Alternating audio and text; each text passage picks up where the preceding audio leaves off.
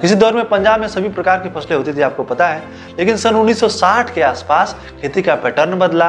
राज्य के किसान गेहूं की खेती तो पहले से कर रहे थे, सरकारी प्रोत्साहन के साथ धान की खेती का तेजी से विस्तार हुआ। आज करीब 85% रकबे में पूरे पंजाब के धान व गेहूं की खेती होती है, 85%। तो सोचिए कैसे गेहूं व धान की फसलों ने अन्य फसलों के रास्ता बंद कर दिया। एक फसली खेती का पंजाब के किसानों पर क्या प्रतिकूल प्रभाव पड़ रहा है और किस प्रकार फसल विविधीकरण अपनाकर पंजाब के साथ साथ देश के अन्य हिस्सों के किसानों की आमदनी बेहतर हो सकती है। अगर आप देश के किसी अन्य हिस्से से भी हैं, किसान हैं, तो ये वीडियो आपके लिए है। वीडियो देखिए और जीवन में इसका पालन भी करें। सबसे ज़्यादा बड़ा है धान का रकबा। जी हाँ, वर्ष 2018 और 19 के दौरान पंजाब में कुल 78.30 लाख हेक्टेयर में खेती हुई। इसमें 35.20 लाख हेक्टेयर में गेहूं व 31.03 लाख हेक्टेयर में धान की खेती शामिल थी। यानी तकरीबन 85% जमीन पर केवल धान व गेहूं की खेती हुई है। 1960-61 92% व 1970-71 में 47 व 1970-71 में धान की खेती 7% जमीन पर होती थी, जबकि पिछले वर्ष तक करीब 40% पर यह पहुंच गई। गेहूं का रकबा भी ठीक ठाक बढ़ा है। इसके अलावा और क्या क्या रिपोर्ट्स हैं? दूसरी बात है, एक ही फसल की खेती से नुकसान हुआ है, यानी कि किसी भूमि पर आपको पता ही है, एक ही फसल की लगातार खेती करते रहने से फसलों में कीट लगने व बीमारियों की आशंका भी बढ़ जाती है।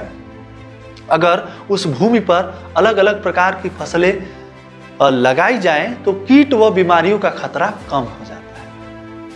मतलब क्योंकि फसलों की प्रतिरोधी क्षमता अलग अलग होती है, अलग अलग फसलें अलग अलग ढंग से लड़ती हैं कीटों से। दलहनी फसलों की जड़ों में राइजोबियम बैक्टीरिया पाए जाते हैं जो इनके साथ सहजीवी संबंध बनाकर वायुमंडल में जो नाइट्रोजन का होता है उसमें मिट्टी में स्थिरीकरण उसका कर देते हैं। इस प्रकार मिट्टी की उर्वरा क्षमता में विकास होता है। लेकिन धान व गेहूं ऐसा नहीं करती, आपको ये समझना पड़ेगा। इसीलिए दलहन की फसलों के उत्पादन से कृत्रिम उर्वरकों की जरूरत भी कम पड़ती है। तो विंध्य क्षेत्र के लिए गेहूं ज्यादा उपयुक्त है, यानी कि पंजाब में गेहूं की जो खेती है उसके लिए जो मिट्टी व वायुमंडलीय स्थितियां सापेक्ष है।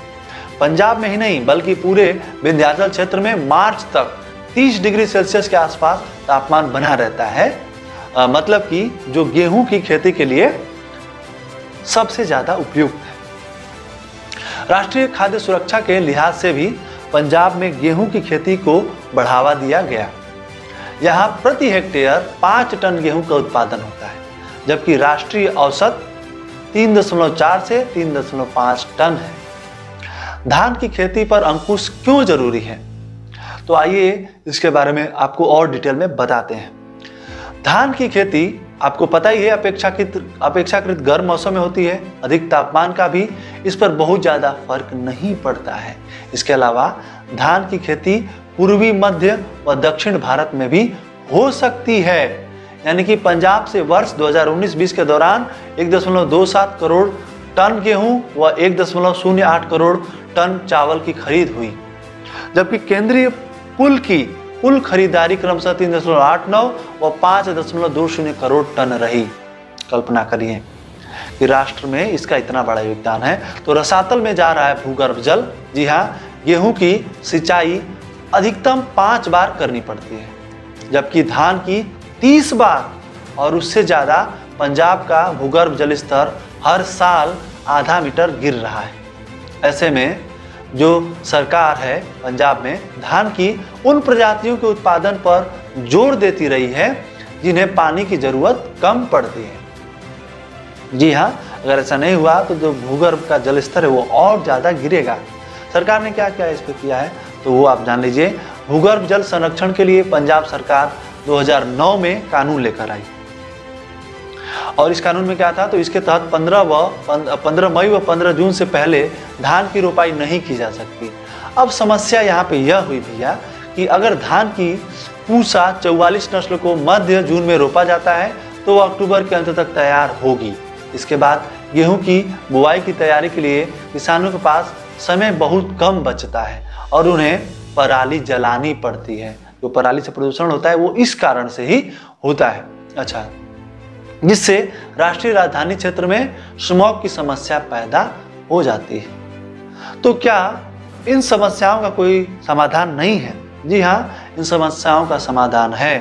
रास्ता क्या है? तो किसानों को धान व गेहूं की खेती कम करने के लिए प्रोत्साहित करना होगा। पारंपरिक धान की खेती को कम करना होगा और इसके अलावा बासमती की जो खेती है उसको आपको बढ़ावा देना होगा, जिसे अपेक्षाकृत कम पानी की जरूरत पड़ती है। इसके अलावा जिसकी विदेश में मांग ज़्यादा है, जिससे किसानों को अच्छी कीमत भी मिल सकती है। इसके अलावा कपास है, मक्का है, मूंगफली है, अरहर, मूंग व उड़द है।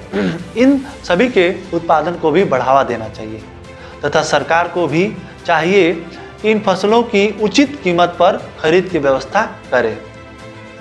वीडियो आपको कैसा लगा आप कमेंट में हमें ये बता सकते हैं। इसका पैसा नहीं लगता है और आपको किसी भी प्रकार का चार्ज भी नहीं देना पड़ता है। नमस्कार, मैं हूं अमित। मिलते हैं हॉट डॉग के अपने अगले एपिसोड के साथ। तब तक के लिए शुभ।